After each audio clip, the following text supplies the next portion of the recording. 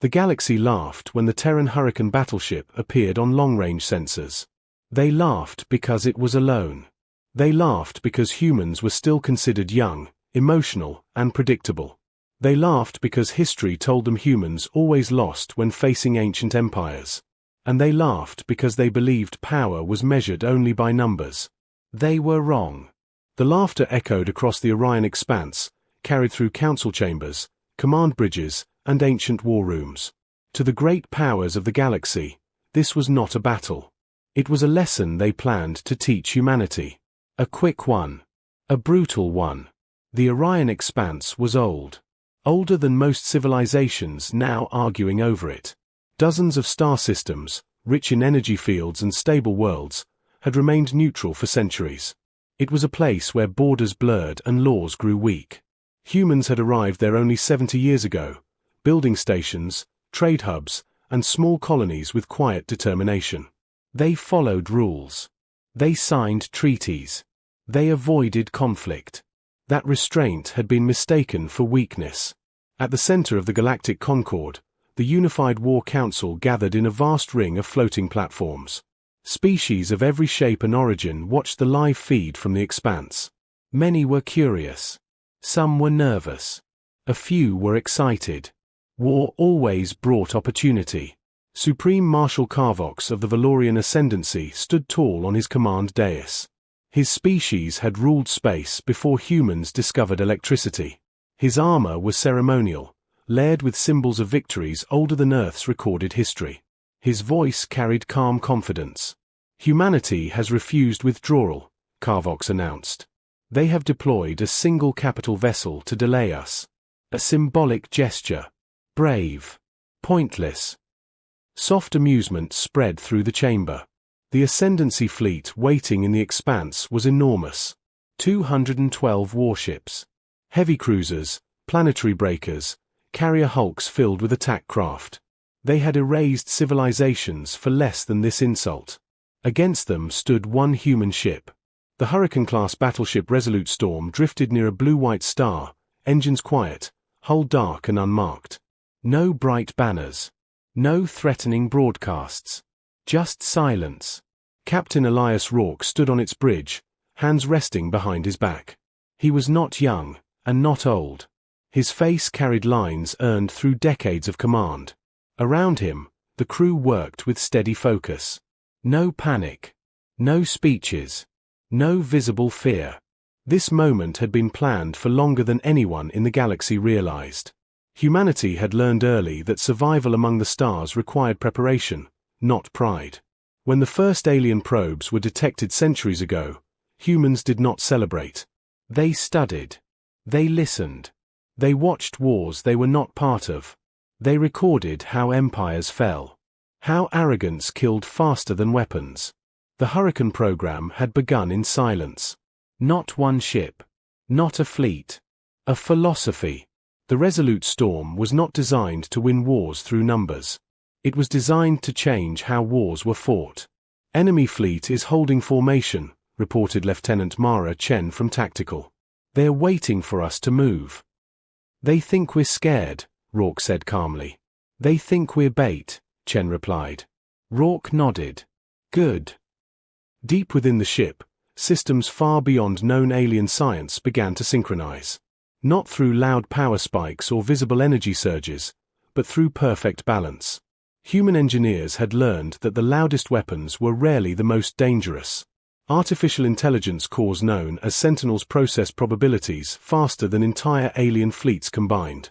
Quantum prediction engines simulated millions of battle outcomes every second. Each one ended the same way. Humanity did not need to outgun the galaxy. They needed to outthink it. Across the expanse, Supreme Marshal Carvox watched the human ship with mild irritation. They haven't fired. They haven't moved. Are they waiting to die? His advisors shifted uneasily. Something about the stillness bothered them. Ancient instincts whispered warnings. But instincts had no place in doctrine. Send a forward wing, Carvox ordered. 10 ships.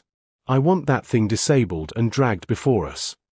10 Valorian cruisers broke formation, weapons glowing as they accelerated toward the lone human vessel. Their commanders felt no fear. This was execution, not combat. On the Resolute Storm, alarms did not sound. Distance? Rourke asked. Optimal, Chen replied. Rourke raised one hand. Activate Phase 1. Space bent. Not visibly. Not dramatically.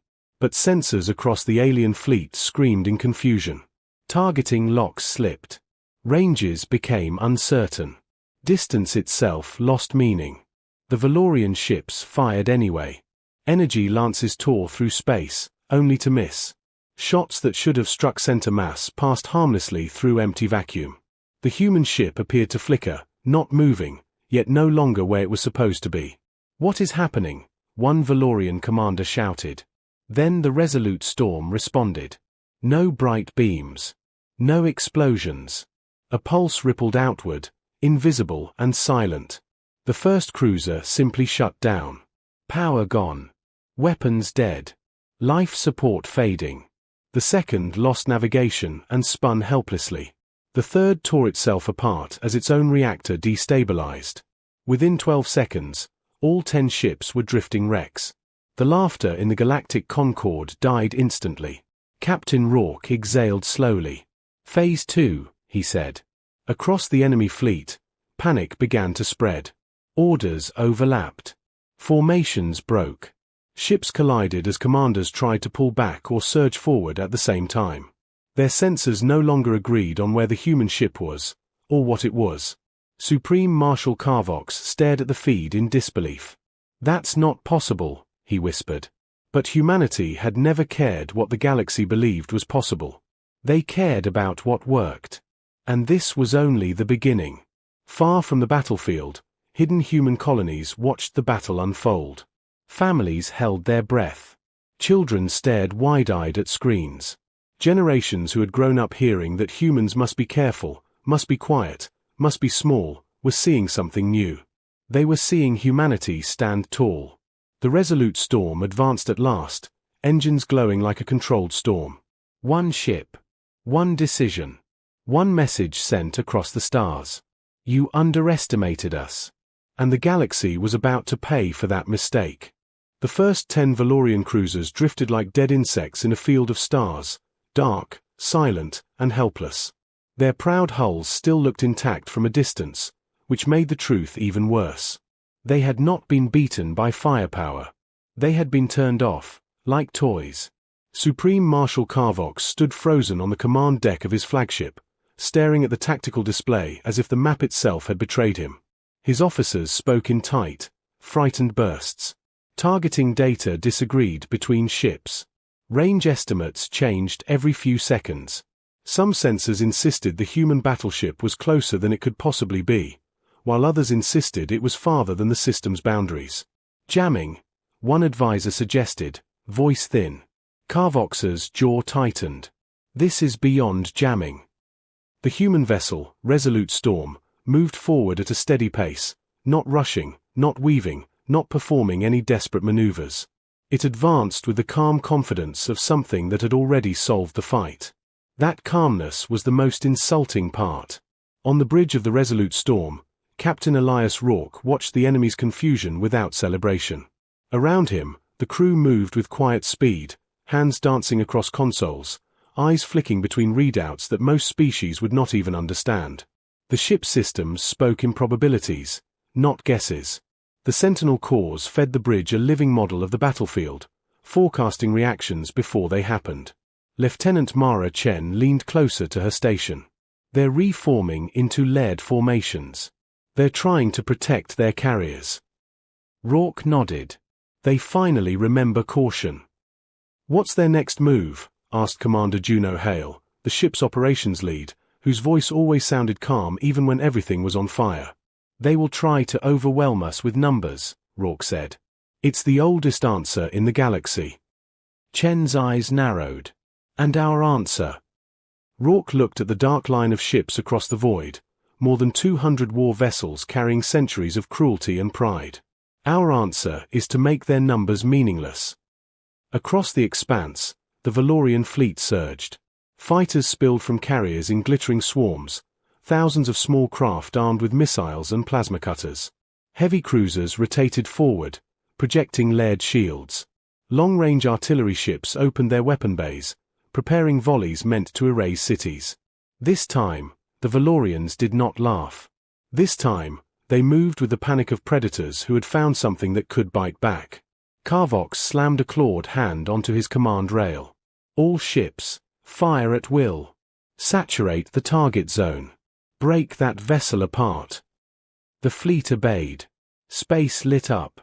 Beams, missiles, and kinetic slugs screamed across the void, filling the area around the resolute storm with enough destructive energy to shatter moons.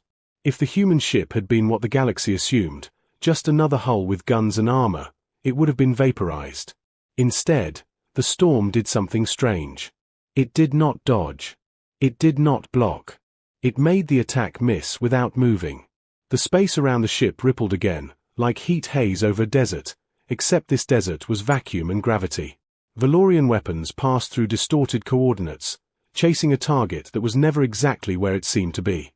Their fire struck empty nothing, detonating in brilliant blooms that accomplished nothing but wasting ammunition.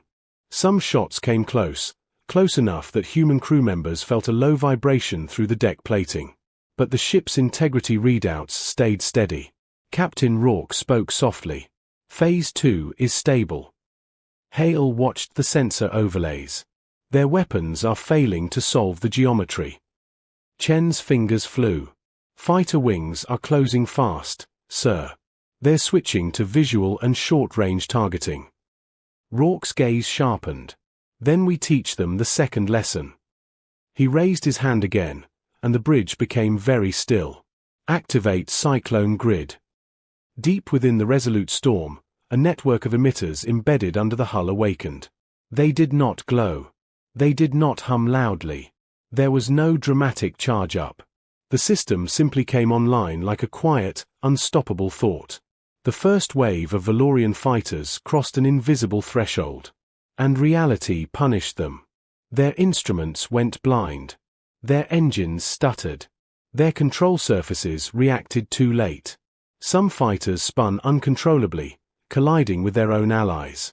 Others detonated as their weapons misfired under corrupted targeting logic. A few managed to keep flying, pilots straining under sudden gravitational stress that did not match any known physics.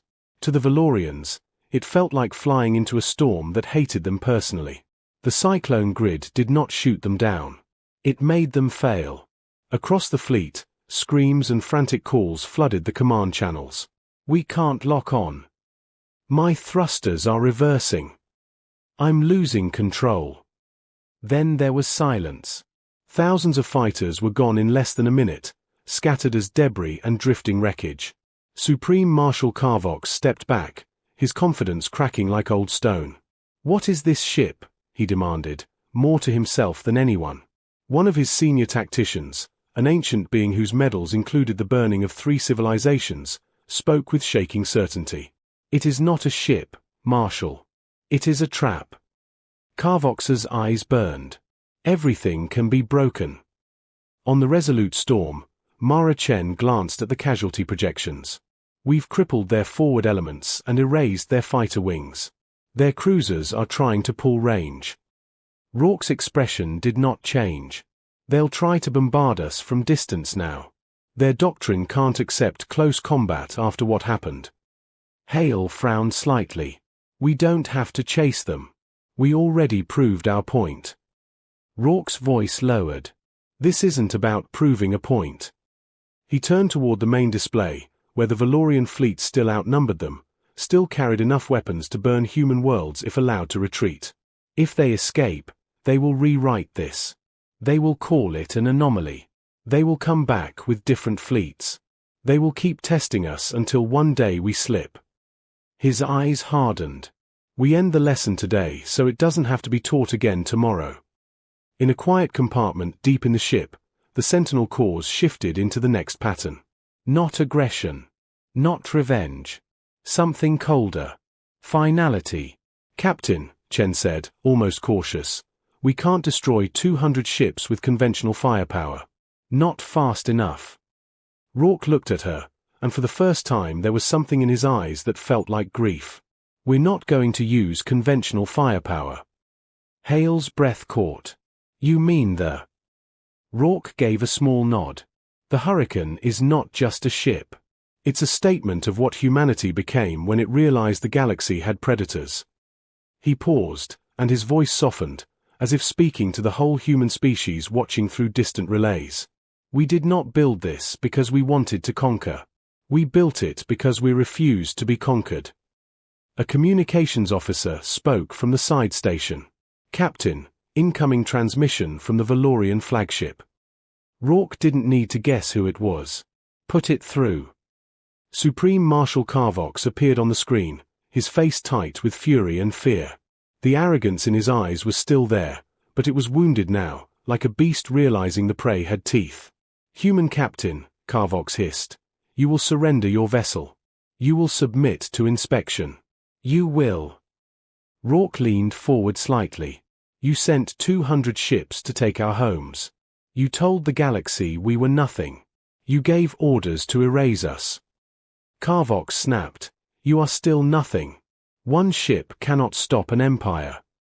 Rourke held his gaze. "That's where you made your final mistake." He gestured, and the screen filled with a new readout, one that Valorian sensors could not interpret properly, but could feel in their bones. A subtle shift in space-time curvature. A tightening of invisible pressure around the fleet. Carvox's eyes widened. "What are you doing?" Rourke answered calmly, like a teacher explaining a fact. "I'm taking away your options." He ended the transmission. On the Resolute Storm, alarms finally began to sound, not warnings of danger, but confirmations that the next stage was engaged. The ship's core systems aligned into a single, terrifying purpose. The air felt heavier, though gravity remained constant. The stars outside seemed to stretch in the wrong direction. Mara Chen swallowed. "Phase 3 is online." Hale whispered, "If we do this, there's no going back." Rourke's voice was quiet. There was no going back the moment they decided our children were acceptable targets. Outside, the Valorian fleet tried to flee. But space itself started closing around them. And the galaxy, watching from 1,000 worlds, began to understand what the word hurricane truly meant. The Valorian fleet had faced annihilation before. They had faced overwhelming firepower, impossible odds, and desperate last stands. But they had never faced this. Space began to behave incorrectly. At first, it was subtle. Navigation markers drifted off their expected coordinates. Escape vectors curved where they should have been straight. Then gravity began to misbehave. Not stronger. Not weaker. Uneven. Pulling sideways, twisting ships gently at first, then harder. On the command deck of the Valorian flagship, alarms screamed in overlapping tones that had not been heard since ancient disasters. Officers shouted conflicting reports. Jump drives are failing to align. We're caught in a localized distortion. Spacetime metrics are unstable across the entire formation. Supreme Marshal Carvox felt something cold settle deep inside him. This was not an attack meant to destroy ships. This was something designed to control the battlefield itself. "What did the humans do?" he demanded. No one answered, because no one knew. Across the expanse, the Valorian fleet attempted to scatter. Some ships burned their engines hard, others tried emergency jumps. None succeeded. Every attempt bent back toward the same invisible center. The Resolute Storm. On the human battleship's bridge, the crew worked in complete silence. This phase required precision beyond instinct. The Sentinel cores handled most of the calculations, but humans were still there, guiding, adjusting, choosing restraint where pure efficiency would have meant extinction. Captain Elias Rourke stood unmoving, watching the enemy fleet struggle like insects caught in a storm they could not see. "Containment field is holding," Lieutenant Mara Chen reported. "They're trapped in a spatial compression zone roughly 5 million kilometers across." Commander Hale, ehalet slowly. "They can't flee. They can't jump. They can barely maneuver." Rourke nodded. "Good. That means fewer mistakes." Chen glanced at him. Sir, some of these ships are broadcasting surrender signals. The bridge was quiet for a long moment. How many? Rourke asked. 32 so far. More every second. Hale shifted uneasily. Protocol. Rourke did not answer immediately. He remembered history. Earth history. Wars where surrender was ignored. Wars where mercy was punished. Wars where entire populations paid for the decisions of rulers who never faced consequences. He also remembered something else. What humanity had promised itself when it reached the stars. We are not them, he said finally. We here surrender. He turned slightly. But the lesson must still be complete. Chen understood. Disable only. Yes. We cripple, we contain, we disarm, Rourke said. No executions. No annihilation. The Sentinel cores adjusted instantly. The Hurricane did not strike like a hammer. It moved like a surgeon. Across the trapped fleet, systems began failing in patterns too precise to be random. Power grids shut down in layers, starting with weapons, then propulsion, then shields. Life support remained untouched. Command channels remained open, flooding with confused, terrified voices. Valorian captains watched in disbelief as their ships went dark one by one, not destroyed, not torn apart, but rendered harmless. Supreme Marshal Carvox watched his empire's pride fall silent around him. 200 warships reduced to floating metal coffins that still contained their crews, alive and powerless. This is humiliation, he whispered. On the Resolute Storm, Hale studied the display. Fleet neutralization at 70%. Remaining ships are attempting self-destruct protocols. Rourke's jaw tightened. Override them. Chen blinked. Override, alien self-destructs. Rourke nodded once. We've been listening to their technology for decades. The Hurricane systems reached out, whispering commands into alien code, severing triggers, locking down reactors. Even death was denied. The Valorian fleet was no longer a threat. It was evidence. Across the galaxy, the live feed spread. Species that had feared the Valorian ascendancy for millennia watched in stunned silence. No glorious explosion. No final blaze of defiance. Just total, undeniable defeat. A single human ship had dismantled an empire's military force without firing a single conventional weapon. On the Valorian flagship, Carvox's advisors stood frozen. Some stared at the displays. Others sank into their seats, ancient minds struggling to process the collapse of certainty that had guided their civilization for thousands of years. Carvox straightened slowly. His armor felt heavier than it ever had. Open a channel, he said quietly. Moments later, Captain Rourke appeared on the screen. Calm. Tired. Human. You have won, Carvox said. The words tasted like ash. What do you want? Rourke looked at him, not with hatred, not with triumph, but with something far more unsettling. We want what we asked for at the beginning, Rourke said. Our people left in peace. Our borders respected. No more tests. No more ultimatums. Carvox's eyes flickered. And if we refuse? Rourke did not raise his voice. Then this becomes a demonstration instead of a lesson. Silence stretched between them. Finally, Carvox bowed his head. A gesture no Valorian ruler had made to an outsider in recorded history. The ascendancy will withdraw. We will recognize Terran sovereignty over the Orion expanse. Rourke nodded once. Good. He leaned forward slightly. One more thing. Carvox stiffened. Speak. You will tell the galaxy what happened here, Rourke said. Not a lie. Not a softened version. You will tell them exactly how one human ship stopped you. Carvox swallowed. Why? Because we don't want more wars, Rourke replied. We want fewer. The transmission ended. On the Resolute Storm, the tension finally eased. Some crew members leaned back in their chairs. Others wiped sweat from their brows. No cheers. No celebration. Just relief. Mara Chen let out a shaky breath. We did it. Rourke shook his head gently. No. We survived. There's a difference. He looked at the stars beyond the viewport, now calm and distant. Somewhere out there, other empires were watching, calculating, rethinking centuries of doctrine built on the assumption that humans were small and weak. Humanity had not shouted its strength. It had demonstrated it. Far away, on human worlds scattered across space, people watched the news in silence, then disbelief, then awe. Children who had grown up hearing stories of alien empires now saw proof that humanity could stand alone. Not because it was the strongest, but because it was the smartest. The Resolute Storm powered down its containment field.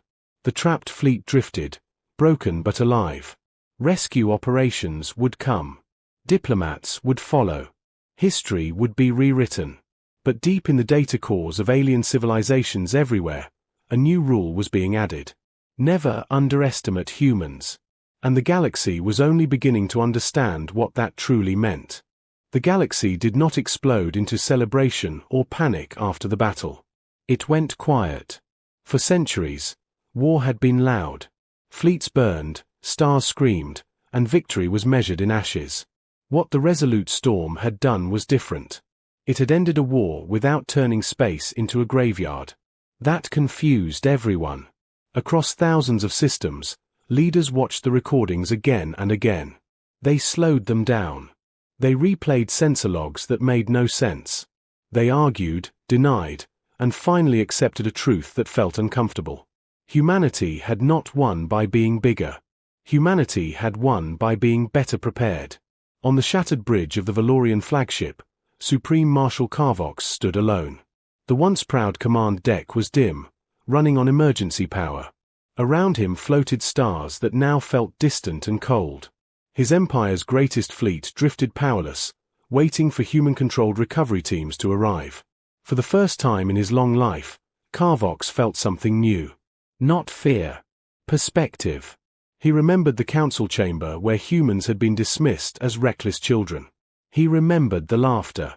He understood now that the laughter had not come from confidence, but from ignorance. The humans had never tried to impress the galaxy. They had tried to understand it. Elsewhere, the Resolute Storm moved slowly through the aftermath. Repair drones were deployed, not to salvage trophies, but to stabilize disabled ships.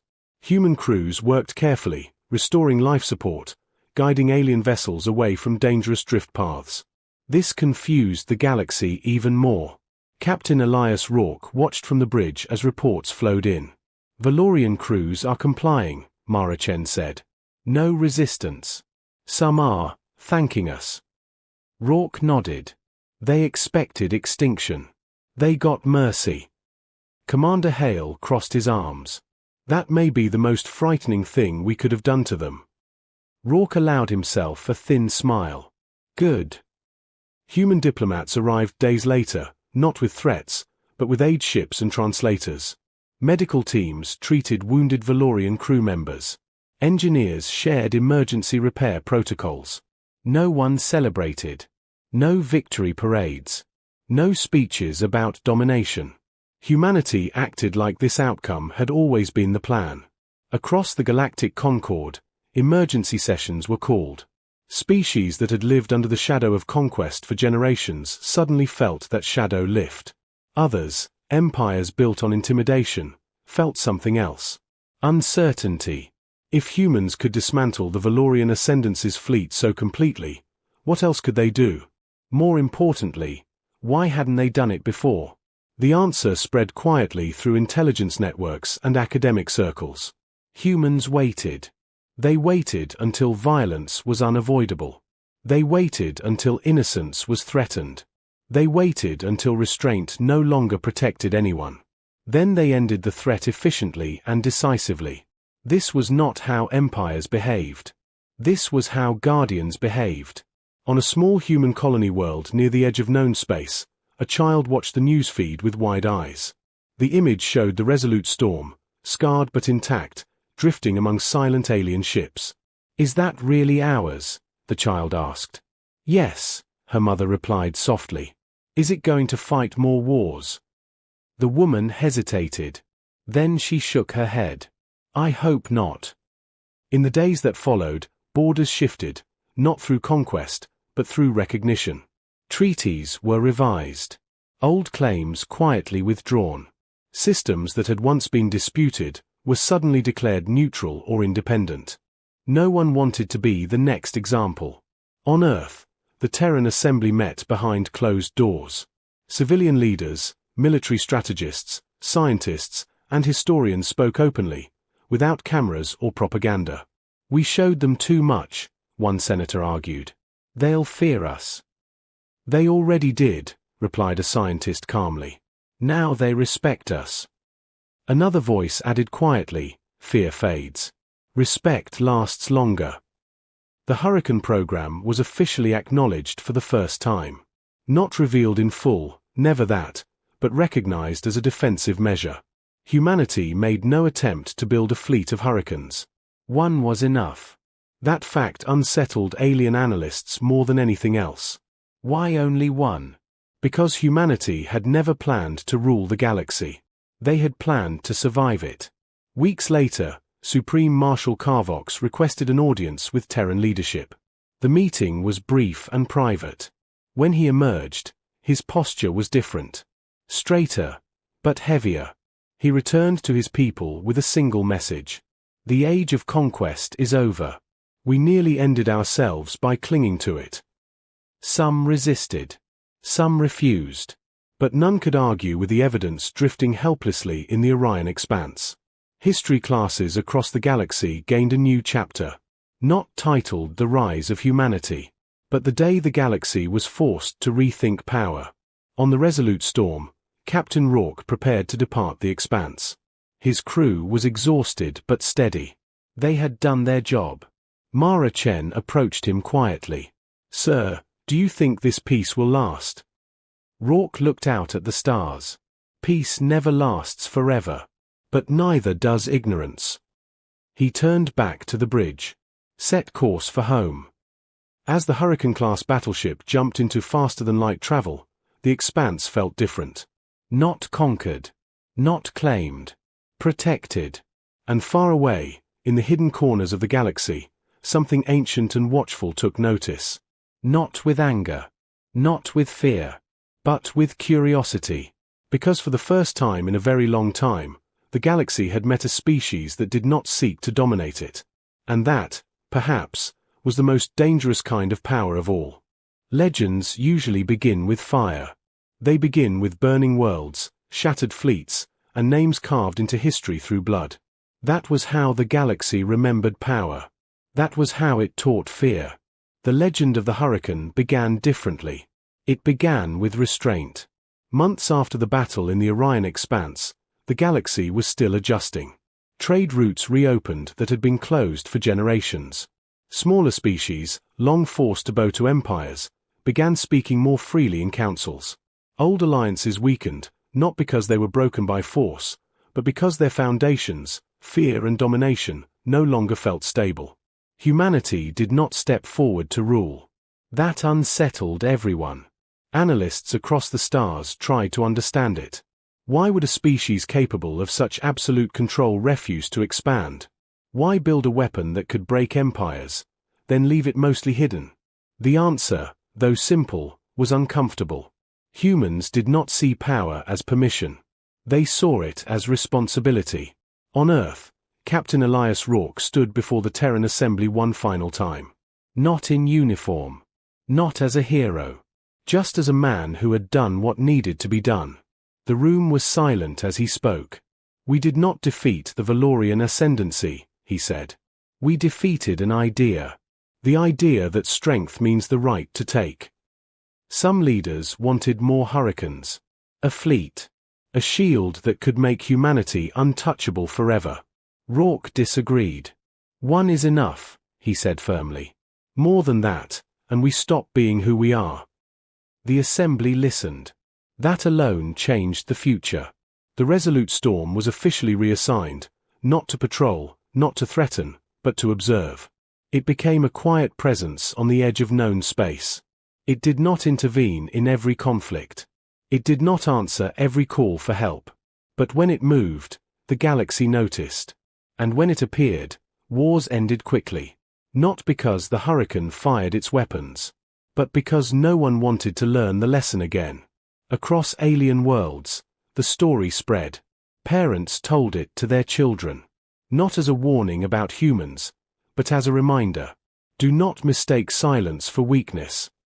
Do not confuse mercy with inability. Do not assume you understand humans just because they look small. Some species studied human history more closely. They discovered something terrifying and inspiring. Humans had always been like this. They fought among themselves brutally, yes. But they also learned from every mistake. Every war became a lesson. Every failure became data. Where others repeated history, humans refined it. They were not perfect. They were adaptive. Years later, Supreme Marshal Carvox stood on a rebuilt Valorian world, watching a joint human-Valorian research station come online. His people had survived, changed, humbled, and somehow, freer. He finally understood what had unsettled him most that day in the expanse. The humans had not hated him. They had outgrown him. On the bridge of the Resolute Storm, a new generation served. Younger officers. Diverse voices. Humanity had expanded, but carefully, thoughtfully. The ship itself remained mostly unchanged. Captain Rourke had retired quietly, his name known but rarely spoken. He preferred it that way. One evening, far beyond charted space, the Hurricane detected something strange. A signal older than known civilizations. A pattern buried in cosmic noise. Something watching. Waiting. The Sentinel Corps analyzed it. Not a threat. Not yet. The ship did not power its weapons. It did not send a challenge. Instead, it sent a message. Simple. Human. We are here. We are listening. And we do not fear you, but we do not wish to fight you. The response did not come immediately. But somewhere, something ancient paused. For the first time in eons, the galaxy was no longer dominated by those who shouted the loudest or struck first. It was shaped by a species that had learned the hardest lesson of all. That true strength is not proven by how much you destroy, but by how much you choose not to. And so the legend spread, not of a battleship that wiped out a fleet, but of a people who could have ruled the stars, and chose instead to protect the future.